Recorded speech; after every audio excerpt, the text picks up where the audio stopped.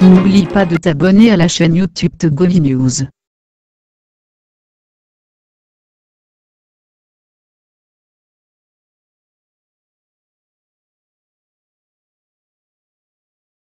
Audi Actu sur Radio Victoire. Actualité, débat, intervention par téléphone. C'est tous les jours à partir de 7h. Sur la fréquence magique, la 96.3 FM. Audi Actu. Audi Actu, vous y êtes et nous y sommes. Son parti a pris part aux législatives du 25 juin 2013, mais n'a pas pu gagner de siège. Il a été aussi le président national, bien sûr, a été candidat malheureux à la présidentielle de 2015. Maintenant, de nouvelles joutes électorales s'annoncent pour le 20 décembre prochain. Quelle est la position exacte de sa formation politique? Voilà pourquoi nous l'avons invité ce matin. Il s'agit de M. Jerry Komandega Tama, Monsieur le président national du NET. Bonjour, rebonjour. Bonjour. D'abord, les 8 représentants de la coalition des 14 partis de l'opposition prêtent serment ce mardi.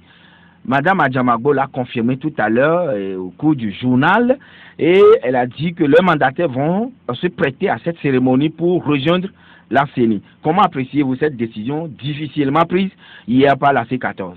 Bon, écoutez, tout acteur politique souhaite que la CENI soit inclusive et qu'elle fonctionne. Donc, bien entendu, je félicite les ayants droit, comme je les appelle, qui aujourd'hui vont rejoindre la CENI. J'espère que cette cérémonie va permettre de mieux apaiser le climat politique et de permettre, bien entendu, la mise en route et en œuvre de la feuille de route de la CEDEAO, tout simplement. Donc, je les félicite.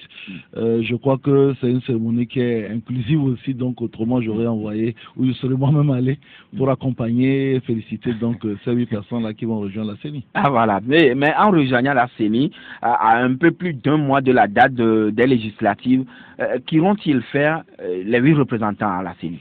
Ben, c'est la question qu'on se pose, parce qu'aujourd'hui, avec le communiqué que la CEDEAO a produit le 9 novembre dernier, il est évident qu'aujourd'hui, tout est plus ou moins cloisonné. C'est-à-dire que nous irons à des élections le 20 décembre. C'est Ceteris paribus, c'est-à-dire quel que soit les cas, les élections le 20 novembre sont actées. Le 20 décembre. Le 20 décembre sont actées par la CEDEAO qui est donc chargée de faire le suivi des recommandations, par le comité de suivi qui est chargé de faire le suivi de ces recommandations. Il y a 3 jours de recensement supplémentaires qui sont prévus. Nous sommes aujourd'hui donc le 13. Le recensement supplémentaire commence le 16, donc soit 3 jours. Et demain, 14, finir la date de dépôt des dossiers. Donc, on peut raisonnablement se poser la question de savoir ce qui va finalement se faire, puisque si on s'en tient, bien entendu, au dernier communiqué de la CEDEAO, ben, on a l'impression que les dés ou bien toutes les cartes sont déjà jouées. Bon, maintenant, après, vous savez, le Togo est le pays des miracles. le pays des miracles. On vient de parler petit pays, gros problème. Peut-être que le feu de Dieu va tomber et que les choses vont changer. Mais c'est vrai qu'à juste titre, on peut se poser des questions puisque on a quand même plutôt l'impression que tout est ficelé et qu'aujourd'hui, sachant bien entendu, il y a 2 éléments, Joachim, qu'il faut savoir. Qu'à la CENI, les décisions se prennent à la majorité simple. C'est-à-dire que sur 17, s'il y a 9 qui sont pour, la décision est prise, et que, en vertu de l'article 36, c'est que le quorum est atteint à partir de 9. Donc ça veut dire que, mais nous le disons régulièrement ici, ça veut dire que les 8, en l'occurrence, ne pourront pas, sur la base du règlement de la CENI, ni empêcher la CENI de fonctionner, ni empêcher ses activités. Bon, oui, mais quand même, Mme Adjamagbo a déclaré tout à l'heure, dans son interview, que c'est maintenant que le processus va redémarrer. Votre avis? Maintenant, c'est ce que je dis, c'est qu'il y a un dialogue qui s'est mis en place sous l'égide de la CEDEAO. La même CEDEAO dit les élections vont avoir lieu le 20. Et avant le 20, on a demandé, même parfois en suppliant le gouvernement d'ouvrir 3 jours de recensement bonus. Les 3 jours-là sont fixés au 16, 17, 18. Bon, maintenant, honnêtement, je l'ai dit tout à l'heure, du moment où la CEDEAO semble donner crédit et quitus à ce que le gouvernement a fait jusqu'à ce jour, parce qu'il n'y a pas une remise en cause de l'appel au corps électoral. Bon, maintenant, la question, c'est que qu'est-ce qui va légitimement se passer? Vous savez, sur les années, que ce soit en 2013, que ce soit en 2015, que ce soit en 2010, en réalité, beaucoup de formations de politique de l'opposition ont occupé des places assez importantes à la CENI, mais cela n'a pas empêché cette CENI-là de fonctionner, eu égard à ce que je suis en train de vous dire. Donc, est-ce que on va recréer un nouveau communiqué de la CEDEAO? On n'en sait rien. Mais bon, maintenant, moi, je leur souhaite bon vent. Si demain, on arrive à découvrir que la CEDEAO est revenue sur sa position et qu'on a une nouvelle date pour les élections, tant mieux. Oui, mais quand même, est-ce qu'on ne serait pas dans le schéma d'aller à la recomposition même du bureau de la CENI? Puisque le vice-président de l'UFC, il est parti, le rapporteur, etc., etc. Est-ce que tout ça ne va pas chambouler un peu? 2 choses. La première, c'est que, comme je l'ai dit tout à l'heure, le règlement de la CENI veut que ce soit les membres de la CENI qui élisent le président. Et ayons le courage de le dire, du moment où les gens trouvaient qu'il fallait avoir une composition de 8-8-1, et que je viens de vous le dire tout à l'heure, la décision de faire la majorité simple, ça veut dire que le président de la CENI sera celui que ceux qui auront la 8+1 auraient décidé. Ça, c'est le premier élément. Le deuxième élément, c'est que depuis le début de cette crise, on a découvert subitement que les décisions de la CEDEAO s'imposaient et étaient au-dessus de nos lois. Donc, à partir du moment où la CEDEAO a dit que il faut aller dans des conditions telles qu'elles ont été prescrites par le dernier communiqué de la CEDEAO, je ne sais pas réellement en quoi même une éventuelle recomposition du bureau de la CENI modifierait les dispositions qui sont déjà prises. Donc, autrement dit, les 8 représentants de la C14 vont partir là pour avaliser tout ce qui a été déjà fait. Ah écoutez, ils n'ont pas de choix. S'ils ont la capacité de modifier les choses, il faut les modifier au niveau de la CEDEAO, parce que aujourd'hui, vous comprenez bien que le gouvernement et sa majorité s'appuient sur les recommandations de la CEDEAO, les recommandations du comité de suivi, pour asseoir l'ensemble des activités qui sont mises pour le moment. Il n'y a pas eu dans le communiqué de la CEDEAO une remise en cause je l'ai dit tout à l'heure, de la convocation du corps électoral. Ils ont plutôt entériné à maintenir cette date. Ajouter 3 jours. Les 3 jours où aujourd'hui nous sommes le 13, si le recensement va se mettre, le recensement complémentaire va se mettre le 15, le 16, vous comprenez bien que la formation des membres des CELI, la formation des membres des CLC, leur organisation sera extrêmement difficile à obtenir, et on est sans aucun doute dans une situation qui sera, je ne veux pas jouer au Casandre, mais il est évident que, sauf revirement de la CEDEAO, il va être extrêmement difficile pour nos amis, les 8 qui vont rejoindre la CENI, de pouvoir jouer un rôle pleinement. Mais encore une fois, nous sommes le pays des miracles. Mais la C14 dit toujours que ces représentants iront prêter serment si les conditions sont réunies. On attend de voir. Maintenant, après, il y a 2 éléments. C'est que, vous savez, quand cette crise a commencé, nous avons été... Enfin, je ne vais pas dire ligne d'information, mais nous avons insisté beaucoup sur la nécessité de faire les réformes constitutionnelles, peut-être avant les réformes électorales que nous sommes en train de faire. Et nous, il y a de cela 3 mois, nous avons envoyé une lettre ouverte à l'ensemble des députés en disant, mais pourquoi est-ce que depuis la feuille de route de la CEDEAO, personne n'a pas de réforme constitutionnelle. Et qui, là-dessus aussi, parlait de la recomposition de la Cour constitutionnelle. Parce que tout le monde sait que la Cour constitutionnelle togolaise est décriée, conspuée par une partie de l'opposition. Ou disons des citoyens. Non, pas des citoyens, pas une partie de mais quand même, oui, et dès lors que ces partis-là ont aussi des militants. Une partie des citoyens. Et aujourd'hui, je pense que les juges de la Cour constitutionnelle vont boire du petit lait. hein, à se mettre devant. Hein, je pense que la TVT ne va pas rater les gros plans, où on montrera quand même que les gens qui décrivent la Cour constitutionnelle tous les jours se retrouvent dans une situation ambiguë, à être obligés de prêter serment devant cette Cour constitutionnelle. Ça fait partie des... Oui, mais quand, M. Djeritama, cette manière de procéder, on en parlait dans la feuille de route de la recomposition de la Cour constitutionnelle. Mais rien n'a été fait jusqu'à ce que les 8 représentants ne viennent maintenant prêter serment devant l'ancienne Cour, si je peux le dire ainsi, entre guillemets. Monsieur Joachim, oui.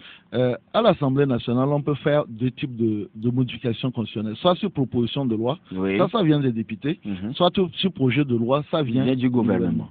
Et est-ce que vous remarquez qu'aujourd'hui, la seule chose qu'on a sur la table, ce soit plutôt un projet de loi?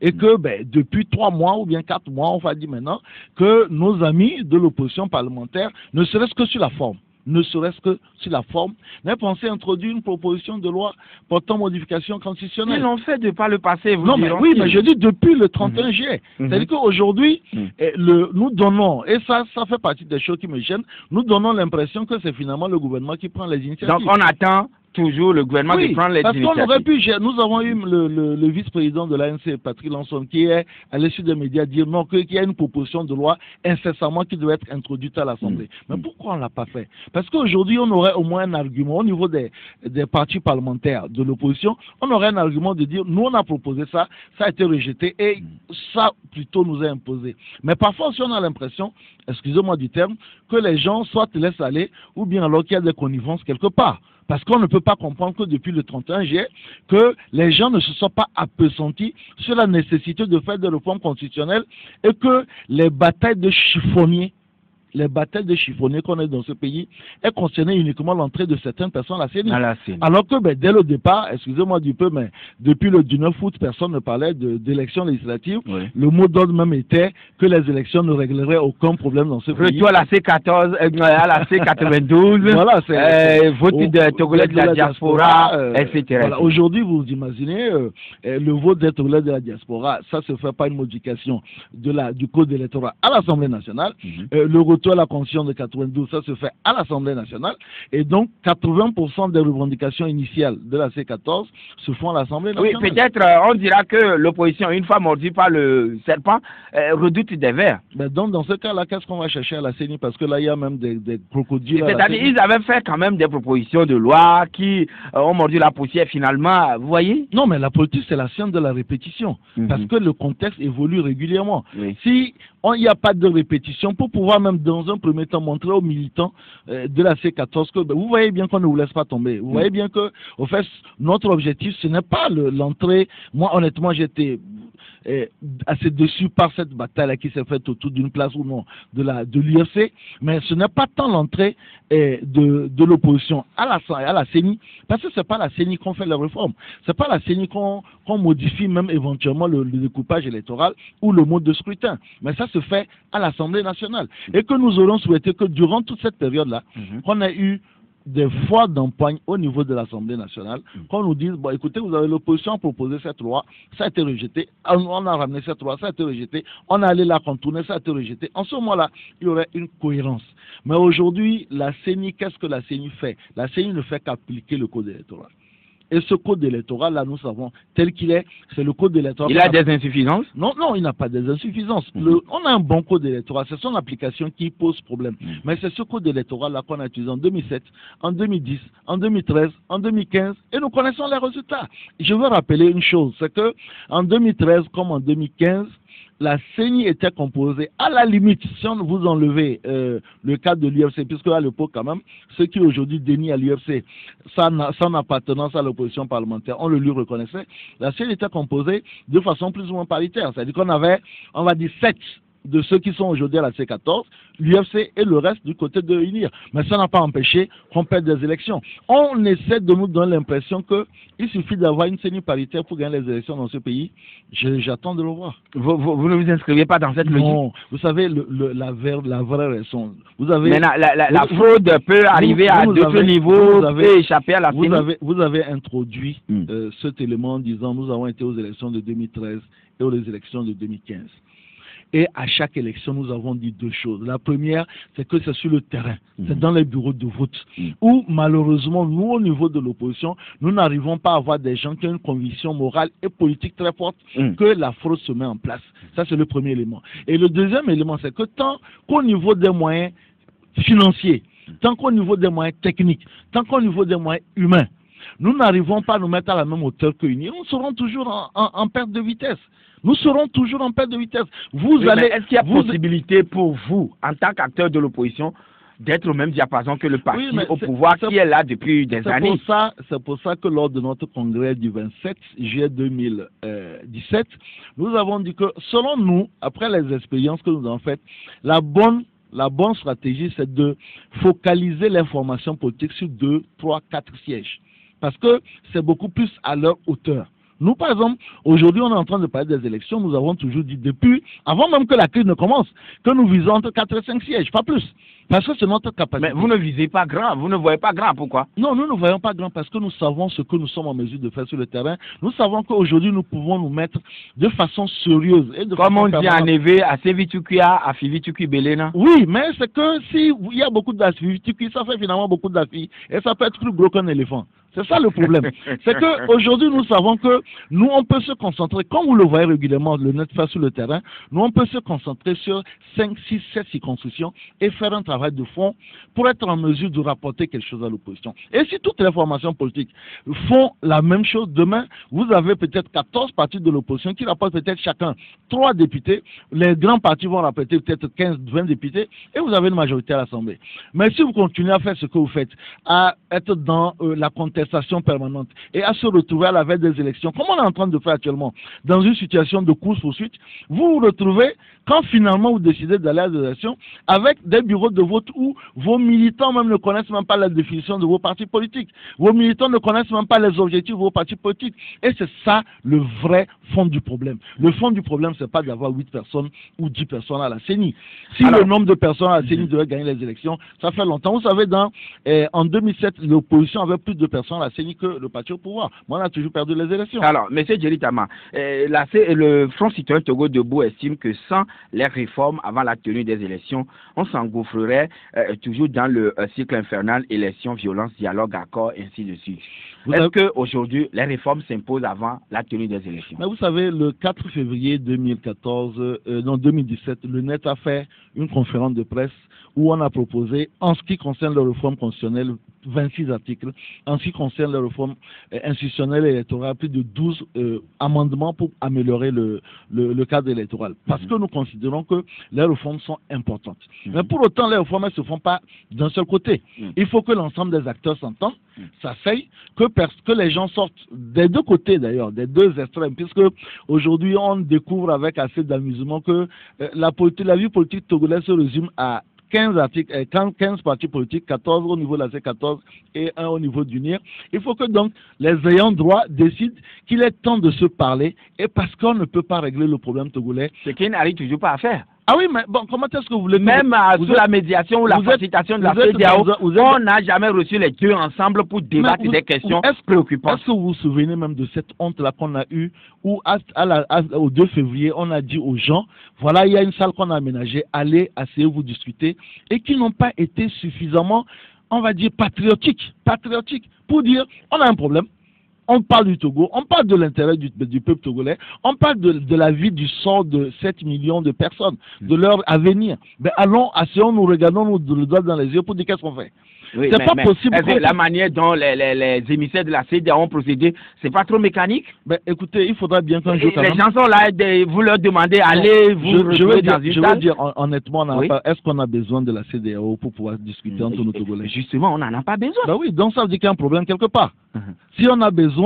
Parce qu'il y a deux éléments qu'il faut savoir, Joachim. Le premier, c'est que les pays ne se font pas de cadeaux. Nous sommes dans la CEDEAO, nous sommes dans la CEDEAO, qui n'est pas encore la CEDEAO des peuples, nous sommes dans la CEDEAO des pays. Et aujourd'hui, des présidents, non pas forcément des présidents, mais des pays. Et aujourd'hui, une crise importante au Togo arrange certaines formations politiques. Ça, c'est le premier élément. Le deuxième élément, il faut aussi considérer qu'il y a certains pays de la CEDEAO qui ont des crises plus importantes et que la CEDEAO ne se couche pas le matin en se réveillant en disant comment on règle le problème togolais. Même les facilitateurs, comme vous les prenez aujourd'hui, le président ghanéen a ses problèmes, parfois même qui sont en interne, le président guinéen n'en parle plus. Quand vous regardez ce qui se passe en Guinée, lui, il a d'ailleurs confiné son leader de l'opposition qui est en résidence surveillée. Vous vous posez même la question, est-ce que vous pouvez aller voir ce monsieur-là pour qu'il vous règle un problème? Parce que vous, dans votre pays, la façon de régler votre problème, lui, il est même, on va dire, dans une situation plus extrême. Donc voilà, est-ce qu'on peut régler un problème dans un pays sans que les acteurs ne se parlent?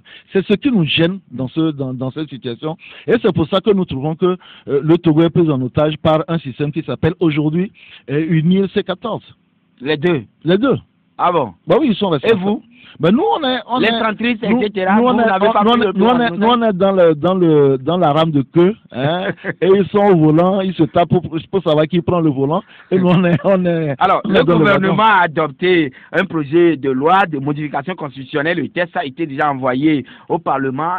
Signe de bonne volonté du gouvernement au fin de vider la feuille de route. Ben, il fallait ça. Maintenant, après, la question c'est que quand nous avons posé la question il y a de cela quelques mois, on nous a dit qu'on allait tout faire pour faire la révision avant les élections législatives. Nous sommes aujourd'hui au 13, les élections auront lieu le 20, la campagne commence le 4. J'aimerais voir comment est-ce que, dans l'hypothèse où la loi ne soit pas votée à l'Assemblée, comment on va pouvoir faire ces réformes avant les élections. On marque la pause et on revient tout de suite sur l'article 59 nouveau qui ne fait pas mention de la fameuse phrase « en aucun cas ». Audi Actu, du lundi au vendredi, de 7h à 8h20 sur Victoire FM. Retour donc en studio avec notre invité, M. Jerry Tama. Alors, l'article 59 nouveau ne fait pas mention de la fameuse phrase « en aucun cas, nul ne peut faire plus de 2 mandats ». Est-ce que la démarche du gouvernement, l'initiative louable d'avoir envoyé un projet à l'Assemblée nationale ne risque pas de faire chaud blanc dans la mesure où cela a toujours constitué la pomme de discorde? Bon, d'abord, c'est qu'on parlait tout à l'heure du fétichisme. Moi, j'ai jamais compris pourquoi est-ce qu'on fait du fétichisme sur le fameux mot « en aucun cas ». Pour 2 raisons. La première, c'est qu'en 91, quand on a mis en place notre constitution, il y avait la notion en aucun cas. Monsieur Yadema venait de faire 25 ans au pouvoir, mais il a eu encore 2 mandats supplémentaires. Encore, il s'est même octroyé un 3e qui n'a pas pu achever. Donc, la notion en aucun cas n'enlève pas pour autant la possibilité à quelqu'un qui a déjà fait un certain nombre de mandats d'en faire supplémentairement. Je le dis, sur le plan de la jurisprudence, au Togo en 91, il y avait la notion en aucun cas. En 92 plutôt, il y avait la notion en aucun cas. Mais cela n'a pas empêché M. Gnassingbé Yadema, qui venait de faire 25 ans à la tête du pays, de s'octroyer des mandats supplémentaires. Ça, c'est le premier élément. Le deuxième élément, je crois que la chose la plus importante serait de mettre en place une constitution qui soit à la mesure de ce que veulent réellement les Togolais. C'est-à-dire une constitution qui soit impersonnelle. Dès que vous commencez à personnaliser une constitution, ça veut dire que vous ressortez carrément des limites même de la nécessité de mettre une constitution qui soit au-delà de tout le monde. Si vous dites en aucun cas doit empêcher M. Faure Gnassingbé de se présenter aux élections, alors que il a ses 62 députés à l'Assemblée nationale, ne vous étonnez pas que en réalité ces 62 députés considèrent que en aucun cas est dirigé contre leur champion. Et nous sommes en politique où les gens ne se font pas de cadeaux. Pour moi, je pense que la CEDEAO a fait des recommandations sur les 3 éléments de la Constitution qui ont été les 3 articles qui ont été pris. 59, 60 et 100. Il ne me semble pas que la CEDEAO ait senti la nécessité de préciser qu'il faut ajouter la notion en aucun cas. Et moi, je pense que qui est la notion en aucun cas ou qui n'est pas. Est-ce que le constitutionnaliste sénégalais commis par la CEDEAO a pu travailler quand même avec le gouvernement? Sinon, c'est le même texte qui avait été envoyé dans le temps. Oui, mais il n'y a pas la révision de la Cour constitutionnelle, bien sûr. Non, mais souvent, ce que nous savons que le constitutionnaliste est envoyé à travailler. Bon, maintenant, on peut se poser la question, est-ce qu'on a vraiment besoin? Est-ce qu'on en avait besoin vraiment? Pour 3 articles, honnêtement, je pense qu'au Togo, on a suffisamment... Et qui paye tout ce qu'il honnêtement, j'en sais rien, mais c'est que, honnêtement, on n'a pas besoin... Pendant que les Togolais meurent de faim dans le Togo profond, on débourse des millions... Voilà, donc est-ce qu'on a besoin de ça? Mais il n'en reste pas. Moi, ce que je voudrais ajouter, c'est que dans beaucoup de pays, quand un système veut se maintenir, ce n'est pas en aucun cas où il n'y a pas en aucun cas. L'essentiel, c'est l'organisation des forces démocratiques. Oui, tel que envoyé par le gouvernement aujourd'hui, quel conseil donnez-vous aux acteurs parlementaires, aux députés? Pour moi, je serais un député de l'opposition parlementaire, je voterai pour deux raisons. La première, c'est que il faut qu'on ait un verrou constitutionnel. Aujourd'hui, les rapports de force à l'Assemblée ne sont pas au profit de l'opposition et il est temps qu'on fasse preuve de réalisme, de pragmatisme et d'anticipation. Donc on vote le texte envoyé par le gouvernement en attendant. Voilà, qu'on vote pour le texte en attendant, pour la première raison, comme je l'ai dit, mettre un verrou, limiter le mandat fonctionnel. Le deuxième élément, c'est que si vous ne le votez pas et que le texte passe au référendum, mais demain, quand il va passer au référendum, il y a très peu de référendums où le non l'emporte en Afrique. Demain, quand il va passer au référendum, c'est M. Faure Gnassingbé qui va passer pour un réformateur. C'est lui qui va passer pour la personne qui a décidé volontairement de mettre un verrou à son mandat. Et ça, ce n'est pas intéressant pour l'opposition, à mon sens. Donc aujourd'hui, oui, ce n'est peut-être pas, nous on vous a dit, c'est 26 articles qu'on a proposés, mais on n'est pas majoritaire à l'Assemblée. Nos 26 articles, on peut s'asseoir dessus. Mais il y a 3 articles dont 2 éléments qui sont fondateurs et qui sont fondamentaux, à savoir la limitation du mandat et les élections à 2 tours. Les élections à 2 tours permettant de générer une nouvelle dynamique pour les élections de 2020. Pour moi, je pense qu'il est important de pouvoir voter ce texte. On peut l'amender sur d'autres éléments, mais pas sur les éléments qui y vont. Parce que si vous mettez, ah oui, c'est en aucun cas, ben, soit vous risquez d'avoir le fameux article 152 sur les dispositions complémentaires qu'on va vous faire brandir, et on va bloquer à l'Assemblée nationale. Pour moi, je pense que le pragmatisme, le réalisme voudrait qu'on vote ce texte-là.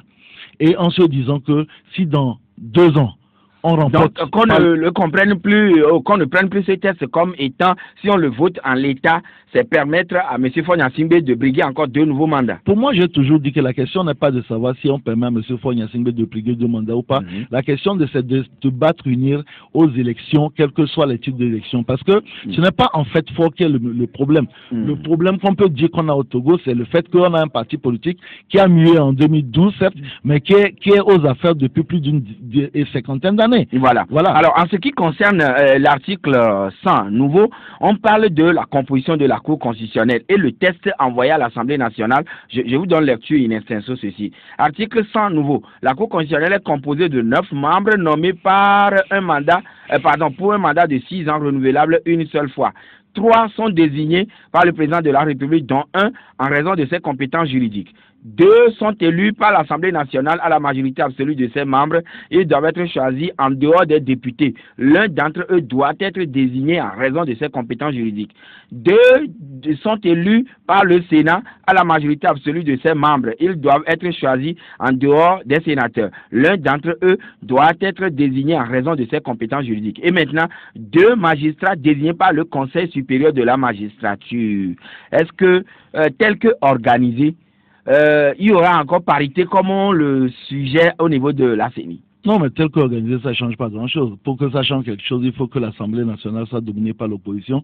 Pour que l'opposition, puisqu'on l'absence de Sénat, donc les 4 vont être dominés et désignés par le parti qui a la plus grande majorité. Donc, tel que c'est organisé, si on est dans les jugements d'intention qu'on a dans le pays, ça ne change pas grand-chose. Ça peut-être même ça l'amplifie, parce que dans notre pays, on a tendance à dire que tout ce qui est le chef de l'État seul désigne 3. Que le chef de l'État désigne, c'est le Conseil supérieur de la magistrature désigne 2. Le Conseil de la magistrature est également sous le président de la République. Voilà, donc ça fait déjà 5. Et aujourd'hui, l'Assemblée est dominée par le parti au pouvoir. Donc, ça ne change pas grand-chose. Mais maintenant, aucune marge n'est laissée quand même à l'opposition. Non, mais il faut dire à nos téléspectateurs que la question n'est pas... Ici, c'est radio. Non, à nos auditeurs, que la question des institutions ne se départage pas. C'est pas un gâteau qu'on partage entre l'opposition et le parti au pouvoir.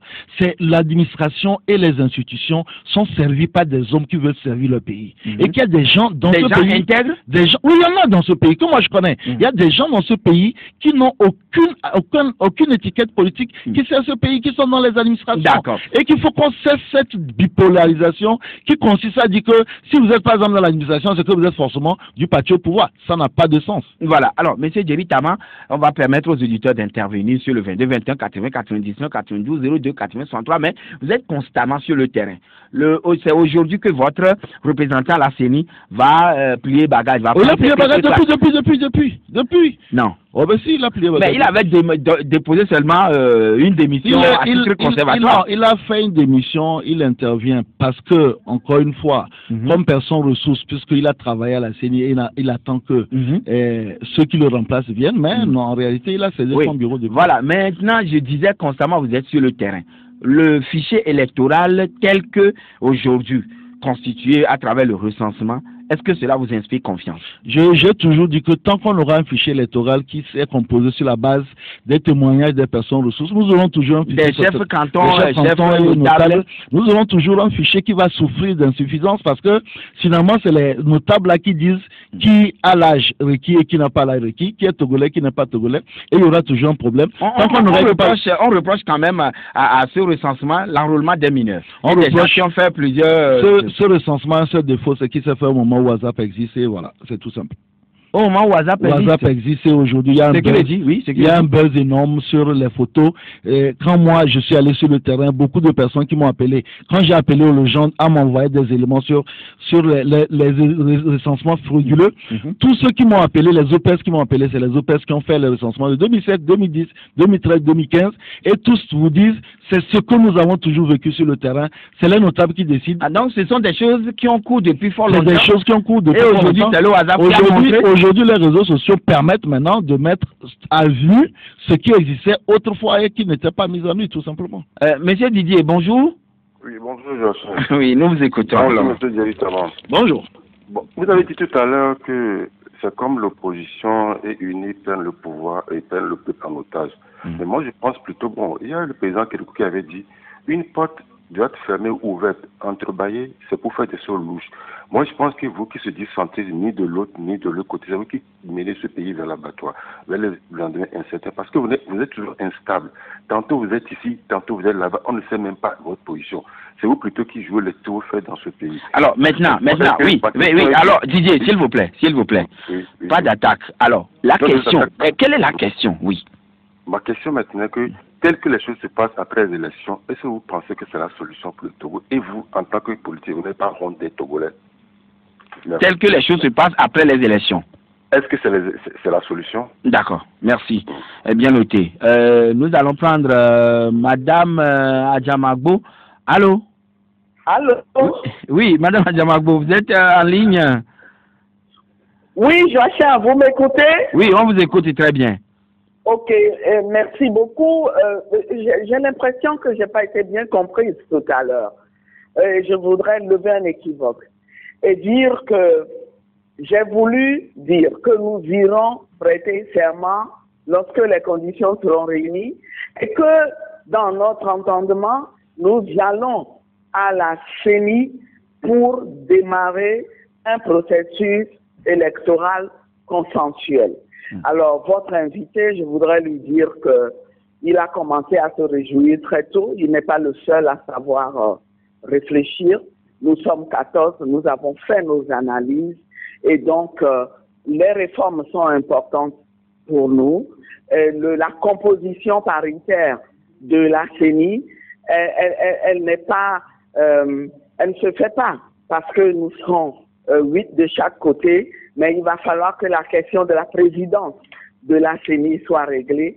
Voyez-vous, tout ça fait partie des conditions que nous recherchons maintenant pour que, enfin, un processus électoral consensuel, fiable, digne de ce nom puisse être démarré. Voilà, Madame Adjamagbo. D'ici là, il y en a qui veulent participer à ce qui se fait là, en ce moment, en vous disant de l'opposition, et bien tant mieux et bon vent. Alors, Madame Adjamagbo, avant de vous laisser partir, c'est demain que sera clôturé le dépôt des candidatures. Est-ce que la C14 serait déjà dans la démarche de pouvoir faire son dépôt? Vous devinez certainement que nous n'allons pas nous prêter à ce jeu. Et pourtant, vous serez à la CENI. Ce qui se passe ne nous concerne pas. Merci, Madame Adjamagbo. Voilà. Et nous allons prendre notre intervenant maintenant sur le 22 21 80 99. Allô? Allô? Oui, bonjour. Bonjour, Papa Sibiti. D'accord, nous vous écoutons, Papa Sibiti. Je voudrais remercier le président Jerry Tama. Jerry Tama, Je vous remercie. qui est notre fils. Saluer aussi Madame Adamabo, qui est la fille de mon patron, notre docteur éminent. Je suis content que les deux se parlent. Elle a posé des questions concernant les élections à Jerry Tama. Surtout ce que je souhaite, ce n'est pas à la CEDEAO de faire notre volonté. C'est au Togolais. M. Jerry Tama a dit que dans ce pays, il y a des gens qui peuvent demander qu'il y ait l'union, qu'il y ait l'entente, qu'il y ait la paix, comme M. Awaga, D'accord. Merci beaucoup. Merci, Papa Sibiti. Et très bonne journée. Et le dernier intervenant maintenant qui est en ligne avec nous. Allô? Oui? Bonjour? Bonjour, cher ami. Quelques soucis pour la voix et nous allons prendre le deuxième. Oui, allô, bonjour. Allô? Oui, bonjour. Allô? Bonjour, cher ami. Allô, bonjour. Oui, nous vous écoutons, c'est monsieur? Jabagos. D'accord, nous vous écoutons, Javagos. Je salue notre invité. Oui. Moi, il paraît que bon, l'UNI même ne vient pas sur les médias nous donner des explications sur ce programme. Et en plus, alors, s'il vous plaît, si vous voudrez attaquer M. Jerry Tama, c'est nous qui l'avons invité, s'il vous plaît. J'assure, qu'est-ce qu'on appelle l'attaque? D'accord, allez-y. Bon, chaque fois, je vois que bon, eux, ils veulent la majorité au Parlement. Pourquoi ils veulent inviter les C14 avant de faire leur majorité? Bon, s'ils veulent aller à l'élection, ils n'ont qu'à donner leur programme et aller à l'élection, c'est fini, ça s'arrête. Moi, je ne vois pas pourquoi on est tous des Togolais, on va se chamailler depuis 28 ans, ça n'a rien donné. Ils veulent aller au Parlement, avoir la majorité, que les C14 aller à l'élection, c'est fini. Merci et bonne journée. Alors, faut-il laisser la C14 et puis aller aux élections alors que la CEDEAO parle d'inclusion, d'élections inclusives? Nous n'avons pas à inviter ou à obliger qui que ce soit à aller aux élections. Nous répondons aux questions que vous nous posez et nous disons qu'il y a une crise, on appelle la CEDEAO, pour venir départager. Aujourd'hui, c'est la CEDEAO qui donne le là de ce qui se fait. Et si la CEDEAO dit qu'il faut aller aux élections, nous irons, tout simplement. Maintenant, après, nous pourrons aussi, bien entendu, en tant que parti politique, décider que les conditions ne sont pas remplies et ne pas y aller. Mais pour le moment, nous sommes dans la dynamique de la CEDEAO. Le moment venu, nous pourrons apprécier. Oui. Mais voilà, mais Madame Adjamabo disait tout à l'heure que la question de la présidence doit être réglée d'abord. Ben, la question de la présidence va être réglée par les ayants droit, c'est ce que nous disons aujourd'hui. Je l'ai dit tout à l'heure. Mais là, ça devient une autre guerre entre Uni et Coalition. Voilà, c'est-à-dire que Uni et Coalition ont décidé que c'est eux qui avaient le droit de décider de l'ensemble des formations politiques au Togo. Oui, mais c'est les protagonistes reconnus par la CEDEAO aussi. Non, parce que en début de la crise, il était question d'avoir une composition inclusive et c'est la C14 qui a décidé que en termes de représentation de l'opposition, il n'y a que la C14 qui serait représentation de l'opposition. Nous l'avons accepté et nous l'avons même dit qu'ils avaient le mandat de pouvoir représenter les autres formations de l'opposition parce qu'il ne fallait pas en ajouter à la crise. Donc aujourd'hui, ils sont les ayants droit et ils ont la CEDEAO. La CEDEAO vient de pondre un communiqué qui est ce qu'il est. Et donc, en réalité, si cette question va être réglée, ben, je suppose qu'elle sera réglée comme les autres questions par la CEDEAO. Telles que les élections sont organisées aujourd'hui, est-ce que cela augure des lendemains certains? Il n'y a plus jamais eu d'élections depuis une trentaine d'années, même depuis, même on peut dire, en dehors des élections de 1992, 94. Et il faut aussi rappeler aux Togolais qui nous écoutent que les élections de 94 ont été organisées par le ministère de l'Intérieur. C'est quand même une chose aberrante. De temps en temps, il faut qu'on regarde un peu notre histoire. En dehors des élections de 94, on n'a quasiment pas eu d'élections apaisées dans ce pays. Il y a toujours des élections qui sont contestées. C'est dommage, mais je pense que nous avons une maladie qui s'appelle la contestionnite, qui fait que les deux côtés contestent toujours les résultats des élections. Jerry Tama a-t-il déjà déposé le dossier de candidature de ses représentants? Non, du tout. Nous sommes en train de les composer, mais nous les déposerons de toute façon, puisque la CEDEAO en a décidé ainsi. Nous les déposerons avant demain minuit. Jerry Tama, merci. C'est moi qui vous remercie. Voilà, c'est fini pour aujourd'hui. Merci, madame, merci, monsieur, vous tous qui nous avez reçus chez vous. Mais Victoire FM est toujours ouverte à toutes les formations politiques. Merci d'avoir regardé la vidéo. Abonne-toi et partage la vidéo sur les réseaux sociaux, Facebook et WhatsApp.